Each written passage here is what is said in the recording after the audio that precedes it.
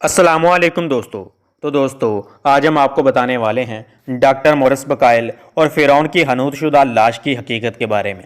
Doctor Morris बुकायल साहब ने 1998 ईस्वी में 77 साल की उम्र में वफ़ात पाई। जनाब पेशे के लिहाज से डॉक्टर और पेट के अमराज के माहिर थे। बहुत सारे लोगों की तरह मिस्र की तारीख में बड़े इंटरेस्टेड थे, लेकिन इस फील्ड में कोई फार्मल तालीम हासिल नहीं की। इस फील्ड के माहिरीन में सबसे पहले नंबर पे इजिप्टोलॉजिस्ट आते हैं। यहाँ ये याद रहे कि एलोपैथिक मेडिकल डॉक्टर्स को मिस्री तारीख और हनूतशुदा लाशों के मुतालिक आज भी पूरी दुनिया में नहीं पढ़ाया जाता, क्योंकि पढ़ाने की ज़रूरत अभी तक महसूस ही नहीं हुई। मोरिस साहिब फ्रांस में पैदा हुए और पेरिस में ही वफात पाई। आप पैदाइशी क्रिश्चियन थे, मुसलमान कन्वर्ट हुए कि खुल्लम खुल्ला इकरार की कोई वीडियो अगर किसी के पास है तो कमेंट्स में लगा सकता है। डॉक्टरी में जनाब बहुत माहिर थे और इतने माहिर थे कि मिस्र के सदर अनवर सादात मरहूम भी उनके मरीजों में शामिल थे। बात शुरू होती है 70 के अशरे के लगभग।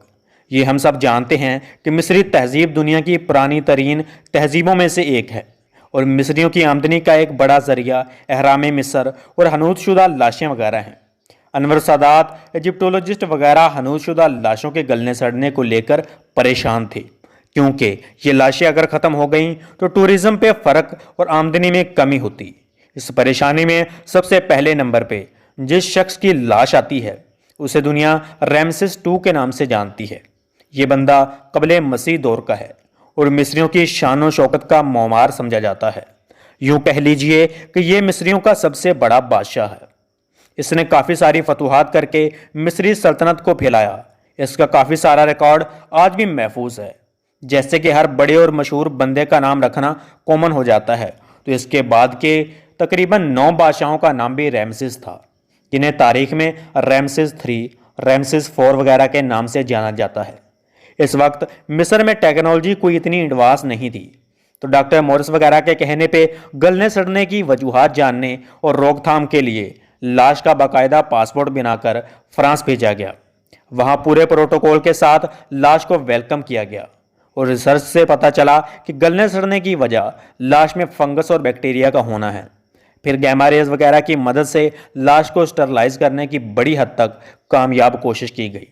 डॉक्टर मोरिस ने अपनी मशहूर किताब the Quran, the Bible, the Quran and science में दावा किया है कि ये रैमसेस II ही है, वो फ़िरौन जिसका जिक्र इल्हामी किताबों में है और जिसकी लाश महफूज रखी जाएगी का बताया गया है।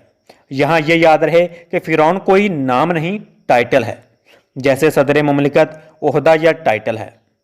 दोस्तों, मोरिस के इस दावे को अगरचे बड़ी मकबूलियत मिली और आज तक है, लेकिन बहुत कम लोग जानते हैं कि मोरिस के इस दावे का इजिप्टोलॉजिस्ट और इस फील्ड के माहिरीनों और साइंसदानों ने ठीक ठाक न सिर्फ मजाक उड़ाया बल्कि तवा लगाया और लगाते हैं। नेज़ ये कि इन इजिप्टोलॉजिस्ट लोगों में मुसलमान और मिस्री मुसलमान भी शामिल हैं। सवाल ये है कि मजाक क्यों उड़ाया गया।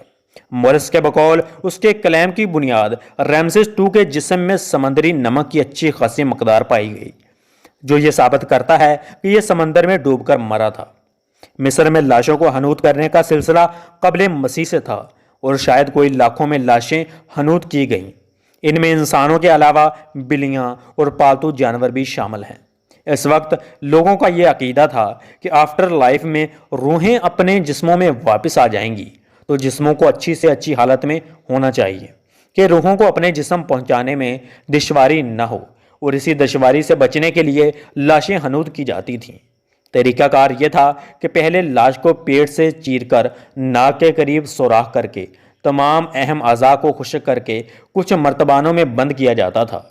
ब्रैंडन फ्रेजर की फिल्म दी मम्मी याद कीजिए। फिर लाश को अच्छी तरह धोकर वो मसाला जात लगाकर 1 से 2 माह के लिए समंदरी नमक में दफन कर दिया जाता था, क्योंकि इस वक्त के लोग भी जानते थे कि समंदरी नमक लाश के अंदर की सारी नमी को चूस लेने की सलाहियत रखता है, और ये इस वक्त इल्म में था कि जितनी नमी होगी गलने सड़ने का अमल उतना ही ज़्यादा होगा। फिर लाश को निकाल कर पट्टियाँ चढ़ाई जाती थीं और फिर दोबारा 1 से 2 माह के लिए रेत में दबा दिया जाता था। फिर इसके बाद लाश को निकाल कर दोबारा पट्टियाँ चढ़ाई जाती थीं और फिर ख़ास किस्म के ताबूत, फिर मकबरा तामीर किया जाता था या मकबरे में रखा जाता था। امیر آدمیوں کے مقبروں میں گولڈ وغیرہ بھی رکھا جاتا تھا کہ آفٹر لائف میں انہیں مالی مشکل وغیرہ نہ ہو۔ غریبوں کی لاشیں ظاہر ہے حنوط نہیں ہوتی ہوں گی، کیونکہ یہ سارا پروسیجر آج بھی بڑا مہنگا ہے۔ گوروں وغیرہ نے ان مقبروں اور لاشوں پہ بڑی تحقیق کی ہے، اور لطف کی بات ہے کہ کچھ اہل مصر نے کئی 2 نمبر حنوط شدہ لاشیں بھی بیچی ہیں۔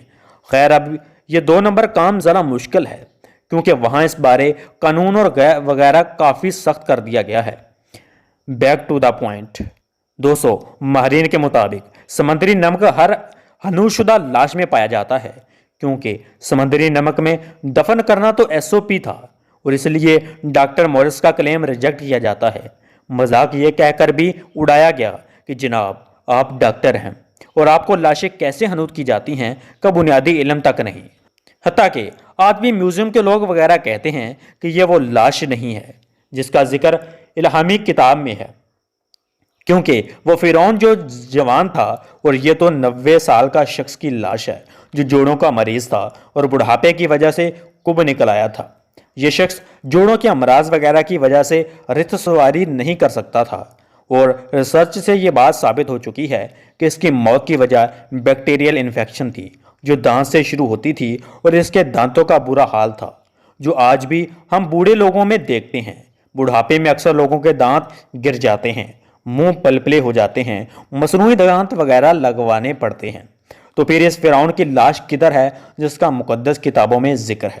تو ایجپٹولوجسٹ لوگوں کو وغیرہ کے مطابق، جن میں مسلمانوں کی بھی کثیر تعداد شامل ہے، اس کا علم صرف اللہ رب العزت کو ہے، اور انشاءاللہ قیامت سے قبل اس فرعون کی لاش دکھا دی جائے گی۔